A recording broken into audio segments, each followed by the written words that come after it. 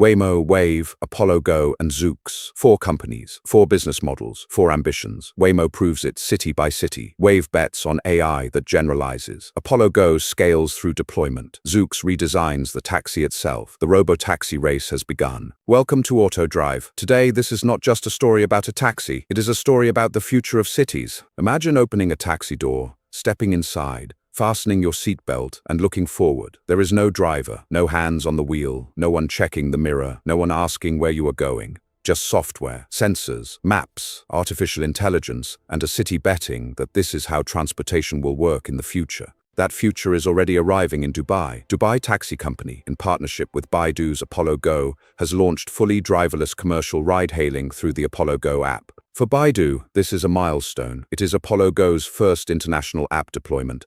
For Dubai, it is part of a much larger ambition. Dubai does not simply want to test autonomous vehicles, it wants to build autonomous mobility into the infrastructure of the city itself.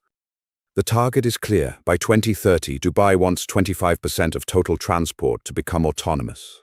That means driverless taxis are not just a technology demonstration, they are part of a transport strategy. And that is why this scene matters. A passenger sits calmly in the back seat. The car moves through ordinary traffic. There are other cars, there are cyclists, there are pedestrians, there are signals, junctions, and lane changes. But the most important detail is the empty front seat. That empty seat is the symbol of the robotaxi age. For decades, autonomous driving was a promise, a future that always seemed close but never quite arrived. Now the promise is becoming a service. You open an app, you choose a pickup point, you enter a destination, the car arrives, you unlock the door, and the ride begins. The appeal is obvious. Driverless systems do not get tired. They do not look at smartphones. They do not become angry in traffic. They can drive at consistent speeds. They can optimize routes. They can operate around the clock. If the technology works, cities could get safer roads, smoother traffic, cheaper rides, and better access to mobility. That is the dream. But to understand this race, we need to separate 4 very different visions of the robotaxi future. Waymo is the city-by-city model. It builds a highly engineered robotaxi system around detailed maps, LiDAR, radar, cameras, simulation, and extensive local validation. Its strength is evidence. Its weakness is weight. Wayve is the AI-native model. It wants to build an end-to-end AI driver that can generalize across cities, vehicles, and sensor configurations. Its strength is scalability. Its weakness is verification. Apollo Go is the large-scale deployment model. Baidu has already operated millions of driverless rides in China and is now exporting that system to cities like Dubai. Its strength is scale. Its weakness is fleet-level risk. Zoox is the purpose-built vehicle model. Backed by Amazon, it is not simply removing the driver from an ordinary car. It is redesigning the taxi itself. Its strength is product design. Its weakness is regulation and manufacturing scale. So this is not one robotaxi race, it is 4 races at once. Let us begin with Waymo. Waymo represents the most mature commercial robotaxi model. It is careful, it is heavily engineered, and it is built around a conservative idea. Before a robotaxi drives through a city, the system should understand that city in great detail. Waymo uses high-definition maps, LiDAR, radar, cameras, sensor fusion, machine learning, and extensive city-by-city validation. By March 2026, Waymo said its safety analysis covered more than 170 million fully autonomous miles. At its current scale, Waymo said it was driving more than 4 million fully autonomous miles every week. Some recent reports put Waymo's weekly paid rides at around 500,000. That gives Waymo something most competitors still lack: operational evidence, real roads, real passengers, real incidents, real regulatory scrutiny. And behind the scenes, Waymo also relies heavily on simulation. Waymo says its driver travels billions of miles in virtual worlds before meeting similar situations on public roads. That matters because real roads are not enough. A robotaxi may drive millions of normal miles and still rarely encounter the hardest cases: a child running from behind a parked car, a disabled traffic light, a police officer waving traffic through an intersection, a construction worker standing in the lane, a fire truck approaching from behind. Simulation is how autonomous driving companies try to compress years of rare risk into virtual testing. This is Waymo's philosophy. Drive carefully in the real world, test massively in the virtual world, expand city by city. Its strength is evidence, its weakness is weight. New cities require new mapping, new validation, new local rules, new emergency protocols, and new public trust. Waymo is ahead, but it is not light. Wayve represents a very different bet. Wayve is a British, London-based startup trying to build an end-to-end AI driver. Instead of relying mainly on high-definition maps and traditional robotic stacks, Wayve wants to build a driving intelligence that can generalize. One model, many cities, many vehicles, many sensor configurations. Wayve's argument is simple but radical. Human beings do not need a perfect high-definition map of every street before they drive. They learn how to drive. They use vision, experience, judgment, and adaptation.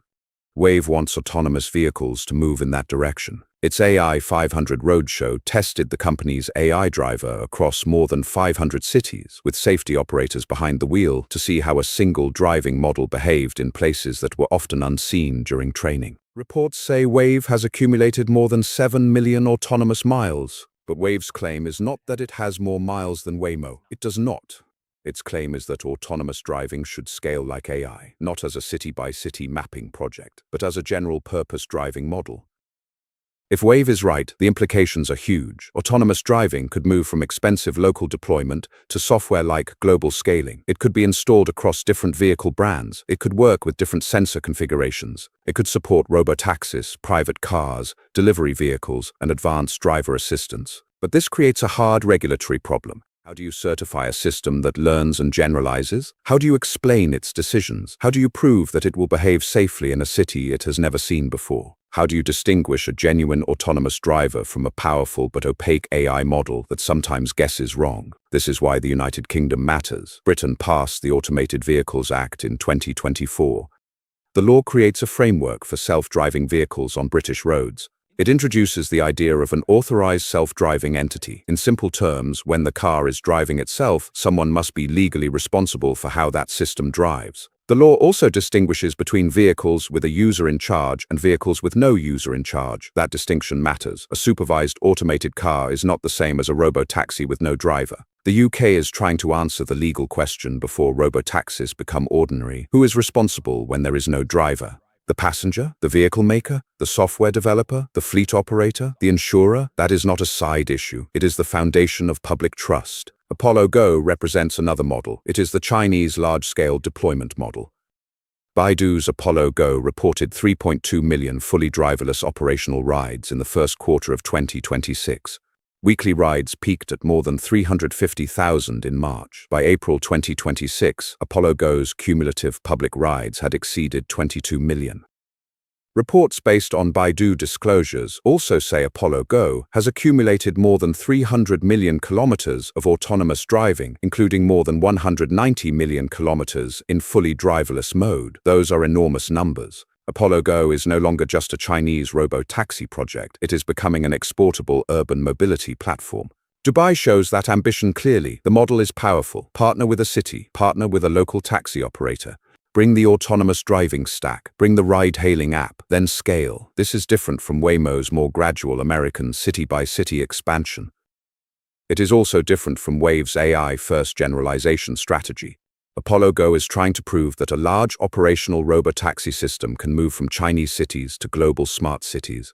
But Apollo Go also shows the risk of scale. On March 31, 2026 in Wuhan, more than 100 Apollo Go robotaxis reportedly stopped in traffic after what local police described as a system malfunction. Passengers were stranded, roads were blocked, no injuries were reported, but the incident raised a deeper concern. Human drivers usually fail one at a time. One driver gets distracted. One driver makes a bad decision. One driver misses a signal. Robotaxi fleets are different. They can share the same software. They can rely on the same maps. They can connect to the same network. They can depend on the same remote assistance system, and that means they can also fail together. This is the new risk of the robotaxi age. Not just a crash, not just a bad turn, not just one confused vehicle, a fleet-level failure. Zoox is different again. Backed by Amazon, Zoox is not simply putting autonomous technology into ordinary cars. It is building a purpose-built robotaxi. No steering wheel, no pedals, a vehicle designed from the beginning for autonomous ride-hailing. Zoox asks a different question. What if the best robotaxi is not a car without a driver? What if it is a new kind of vehicle altogether? A room on wheels, a passenger-first urban robot? In 2026, Zoox said that in less than a year since its first launch in Las Vegas, it had driven nearly 2 million autonomous miles in its robotaxi and carried more than 350,000 riders. That is not Waymo scale. It is not Apollo Go scale. If there is no driver, why keep the cabin shaped around a driver? Why keep the steering wheel? Why keep the pedals? Why keep the old layout? The advantage is design. The sensors, cabin, doors, seating, and passenger experience can all be optimized for autonomy. The disadvantage is regulation and manufacturing. Most vehicle safety rules were written for cars with human drivers. A vehicle with no steering wheel and no pedals does not fit easily into old rules. That is one reason the United States is under pressure to update vehicle safety regulation for the driverless era. At the federal level, NHTSA controls vehicle safety standards and crash reporting. Its standing general order requires identified manufacturers and operators to report certain crashes involving automated driving systems and Level 2 advanced driver assistance systems. But deployment in the United States is also shaped by state rules. California, for example, authorizes autonomous vehicle companies through separate categories: testing with a safety driver, driverless testing, and deployment. California also requires reporting on incidents, disengagements, vehicle miles traveled, and operational failures. So in the United States, robotaxi regulation is not one simple system. It is a patchwork: federal vehicle safety, state deployment permits, city-level emergency response, insurance, crash reporting, and public trust. Dubai is different. Dubai has turned autonomous mobility into a city strategy. Law number 9 of 2023 regulates the operation of autonomous vehicles in the Emirate. The Roads and Transport Authority controls permits. The city has a clear target: 25% autonomous transport by 2030. That gives companies a strong policy signal. If the system works, Dubai is ready to absorb it into the city. China is different again. China has moved quickly through city-level pilots and local commercial permits. That has allowed services like Apollo Go to scale faster than many Western rivals. But rapid deployment creates its own risk. When the fleet fails, regulators react. After the Wuhan incident, reports said Chinese authorities paused new autonomous vehicle permits. That shows the other side of speed. Scale can accelerate learning, but scale can also amplify failure. Europe is more cautious. The European Union uses type approval logic. Regulation 2022/1426 sets out procedures and technical specifications for the type approval of automated driving systems in fully automated vehicles. That means Europe is trying to make the safety case formal before large-scale deployment. Germany has gone further than many European countries. Since 2021, Germany has allowed Level 4 autonomous vehicles on public roads, but only in defined operating areas and under technical supervision. Japan has also created a legal pathway. Since 2023, Japan has allowed Level 4 specified automated operation under a permit system with remote monitoring. So the global robotaxi race is also a regulatory race. Waymo is racing through American state-by-state deployment. Wayve is racing into Britain's new legal framework. Apollo Go is racing from Chinese cities into Dubai and other global markets. Zoox is racing to make a new vehicle category acceptable to regulators. But above all of them, there is now a bigger race: the race to prove that robotaxi systems can fail safely. That is the lesson from Dubai, Wuhan, and San Francisco. Dubai shows the promise: a smooth ride, no driver, a city preparing for autonomous mobility. Wuhan shows the warning: more than 100 robotaxis reportedly stopping in traffic, a reminder that software failure can become a city problem. San Francisco shows that even the most advanced players can struggle when urban infrastructure fails. During a major power outage in December 2025, Waymo robotaxis stalled around the city and contributed to traffic disruption. The lesson is clear: autonomous vehicles may eventually be safer than human drivers on average. But average safety is not the whole story. Cities do not operate on averages. They operate during rush hour. They operate during storms. They operate during blackouts. They operate during accidents. They operate when emergency vehicles need a clear path. They operate when networks are overloaded. So the real test is not whether a robotaxi can drive smoothly through a sunny, mapped, predictable route. The real test is whether hundreds or thousands of robotaxis can fail safely when the city itself becomes unpredictable. This is the next stage of autonomous mobility. The first question was, can a car drive itself? The second question was, can a robotaxi business scale? Now the third question is becoming unavoidable. Can an autonomous fleet become part of a city without becoming a new source of systemic risk?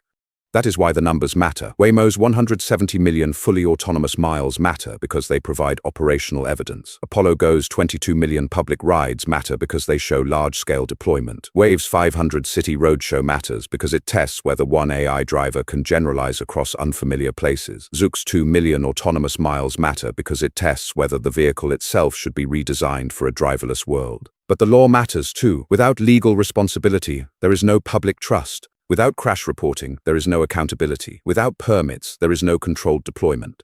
Without emergency protocols, there is no safe integration into the city, and without resilience, there is no real infrastructure. Without emergency protocols, there is no safe integration into the city, and without resilience, there is no real infrastructure. And once we understand that, the debate changes. The future will not be decided only by better sensors. It will not be decided only by bigger AI models. It will not be decided only by cheaper vehicles. It will be decided by evidence, law, and resilience. Can the fleet keep moving when the network is unstable? Can the vehicle reach a safe stopping place when something goes wrong? Can remote operators handle thousands of requests at once? Can emergency vehicles pass? Can regulators audit the system? Can cities avoid becoming dependent on technology that works beautifully on ordinary days but fails dangerously on extraordinary ones? That is the real question. Driverless taxis are no longer science fiction. They are already here.